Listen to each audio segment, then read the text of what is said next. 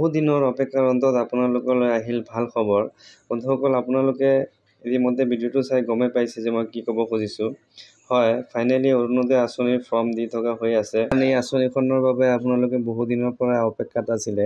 এই ফৰ্মখন ক'ত পাব, কিদৰে ফিল আপ কৰিব, সম্পূৰ্ণখিনি দেখুৱাই যাম। তো ভিডিঅ'টো স্কিপ নকৰাকৈ শেষলৈ চাই যাব আৰু বন্ধুবৰ্গলৈ শ্বেয়াৰ কৰি দিব যাতে সকলোৱে এই বিষয়ে অৱগত হয়। বাইদেউসকল, আপুনি যদি আগতে অৰুণোদয় পাই আছিল তো আপুনি এই ফৰ্মখন ফিল আপ কৰিব লাগিব। অন্যথা আপুনি এই আঁচনিৰ সুবিধাৰ পৰা বঞ্চিত হ'ব আৰু নতুন যি কেইজন আছে তেখেতসকলেতো নিশ্চয় আবেদন কৰিবই। বন্ধুসকল, এতিয়া কথা হ'ল যে আপুনি এই ফৰ্মখন ক'ত পাব।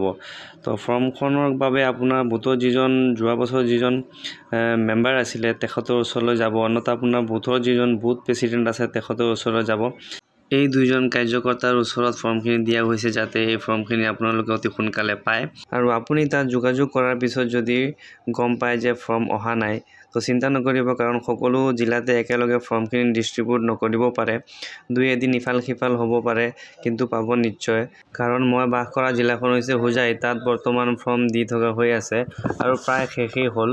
তো আৰু আপুনি যদি ইতিমধ্যে ফৰ্মখন লাভ কৰিছে তো কিদৰে ফিল আপ কৰিব আৰু লগত কি নথি জমা দিব চাই লওক সম্পূৰ্ণখিনি। বন্ধুসকল, ডকুমেণ্টছ হিচাপে আপোনাৰ voter ID, Aadhaar card, bank passbook, ration card আৰু এখন পাছপোৰ্ট ফটো লাগিব আৰু একো নালাগে। এইখন হ'ল আমাৰ অৰুণোদয় আঁচনিৰ 3.0 ফৰ্ম। ওপৰত দেখিব পাই আছে যে হোজাই ডেভেলপমেণ্ট লিখা আছে, government of Assam, finance department, application form Orunodoi 3.0। তো এইখন ফৰ্ম আমি ফিল আপ কৰি জমা দিব লাগিব। আপুনি গোটেইখিনি দেখা পাই আছে আৰু তলত লিখা আছে যে are you existing beneficiary under Orunodoi scheme. তো য়েছ হ'লে য়েছ, ন হ'লে ন। আপুনি যদি আগৰ পৰা অৰুণোদয় পাই আছে তেনেহ'লে য়েছ কৰিব, অন্যথা আপুনি ন কৰি দিব। তাৰপিছত তলত লিখা আছে যে আপোনাৰ ৰেচন কাৰ্ড নাম্বাৰ, আপোনাৰ 12 ডিজিটৰ যিটো ৰেচন কাৰ্ড নম্বৰ আছে তাত বহুৱাই দিব। তাৰপিছত আপোনাৰ ডিষ্ট্ৰিক্টটো বহুৱাই ল'ব। তাৰপিছত LIC আপোনাৰ কি হয় কনষ্টিটিউৱেন্সিটো আপুনি বহাই দিব। তাৰপিছত 1 নম্বৰ যিটো অপশ্যন দেখা পাই আছে আপোনাৰ এপ্লিকাণ্ট ডিটেইলছ, তাত আপোনাৰ এপ্লিকাণ্ট ফাৰ্ষ্ট নেম, মানে আপোনাৰ নামৰ প্ৰথম যিটো আপোনাৰ নাম সেইটো আপুনি বহাব আৰু মিডিল নেম যদি কিবা থাকে মিডিল নেমত বহাব আৰু লাষ্ট নেমৰ জেগাত আপুনি টাইটেলটো উপাধিটো বহুৱাই দিব তাত। তাৰপিছত তলত দেখা পাই আছে care of, wife of, daughter of, আপোনাৰ হাজবেণ্ড হ'লে হাজবেণ্ড, দেউতা হ'লে দেউতা বহাই দিব, জেণ্ডাৰটো মেল ফিমেল। তাৰপিছত আপোনাৰ ডেট অফ বাৰ্থ, এইখিনি আপুনি পাৰিব বহুৱাই ল'বলৈ। তলত যাব 2 নম্বৰ, চাব যে এড্ৰেছ ডিটেইলছত আছে আপোনাৰ ব্লক, আপোনাৰ ব্লক কোনটো হয় সেইটো বহুৱাই দিব। তাৰপিছত তলত আপোনাৰ GP বা BCDC কি হয়, GP2 কি হয় এইটো বহুৱাই ল'ব।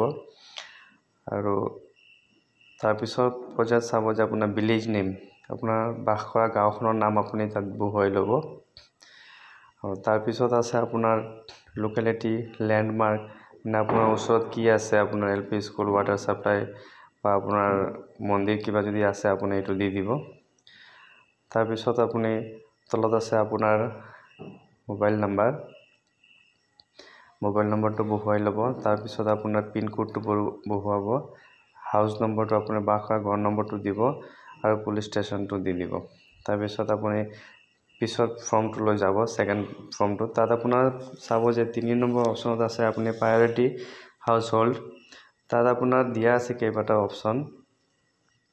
যদি আপুনি ৱাইডো হয় এজ 45+ তেনেহ'লে আপুনি এই ৱাইডো দিব, মানে আপুনি যদি বিধৱা হয়। তাৰপিছত দিব্যাংগন যদি মানে বিকলাংগ হয় এইটো ক্লিক কৰিব, ডিভ'ৰ্চ হ'লে ডিভ'ৰ্চ ক্লিক কৰিব, আৰু অন্তোদয়াৰ আণ্ডাৰত হ'লে আপুনি এইটো ক্লিক কৰিব, আৰু আনমেৰিড হ'লে আপুনি আনমেৰিড ক্লিক কৰিব। আপুনি এইটো আপোনাৰ চইচ মতে আপুনি এইটো বাছি ল'ব। অন্যথা আপোনাৰ যদি বছৰেকীয়া 2 লাখ টকাৰ তলত হয় তেনেহ'লে আপুনি তলৰ অপশ্যনটো চিলেকশ্যন কৰি ল'ব। সেইটো আপোনাৰ কোনটো হয় সেইটো মতে আপুনি চুজ কৰি ল'ব। তাৰপিছত আপোনাৰ 4 number sub bank account details of the এপ্লিকাণ্ট।